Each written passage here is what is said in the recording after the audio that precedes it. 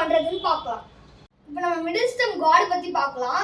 Middle stump கார்டை எடுக்கும்போது எப்பயும் மிடில் ஸ்டம்ப்க்கு நேரா தான் பேட் வைக்கணும். இப்போ நான் பண்ணி காட்டுறேன் பாருங்க. ஸோ மிடில் ஸ்டம்ப்க்கு நேரா பேட் இருக்கணும்.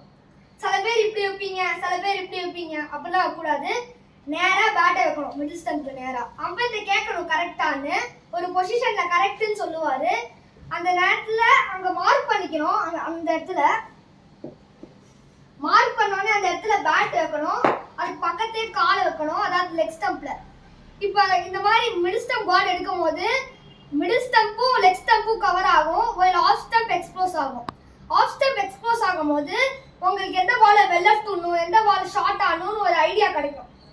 அது மட்டும் இல்லாமல் ஆல் 360 டிகிரி ஷாட்ஸ் ஃப்ரீக்வெண்ட்டாக ஆட முடியும்.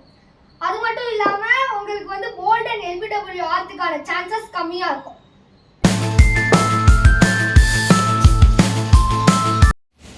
இப்போ நம்ம எப்படி கிரிப்பை பிடிக்கிறதுன்னு பார்க்கலாம்.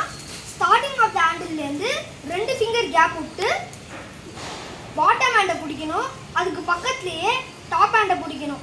இந்த டாப் ஹேண்டு தான் ஃபுல் பவரையும் ஜென்ரேட் பண்ண போகுது. இதில் முக்கியமான விஷயம் என்னன்னு பார்த்தீங்கன்னா, உங்கள் பாட்டம் ஹேண்ட் லூஸாக தான் இருக்கணும். டாப் ஹேண்ட் தான் ஃபுல் பவரையும் ஜென்ரேட் பண்ண போகுது. இப்போ நான் ஆடி காட்டுறேன் பாருங்கள். Top hand grip, bottom hand support, top hand grip, bottom hand support. இந்த Tata IPL 2026 RCB vs GT match பார்த்துருந்தீங்கன்னா பாருங்க, நீங்களே கிரிப்பு லூஸாக இருந்ததுனால சுதர்ஷன் ஹிட் விக்கெட் ஆகி அவுட் ஆகிட்டு போயிட்டாரு. இதே மாதிரி நிறைய இன்ட்ரெஸ்டிங்கான வீடியோஸ் பார்க்கணும்னா லைக் பண்ணுங்க, சப்ஸ்கிரைப் பண்ணுங்க, பெல் ஐகானை கிளிக் பண்ணி கமெண்ட் பண்ணுங்க, உங்க ஃப்ரெண்ட்ஸுக்கும் ஷேர் பண்ணுங்க. Bye bye, see you in next video.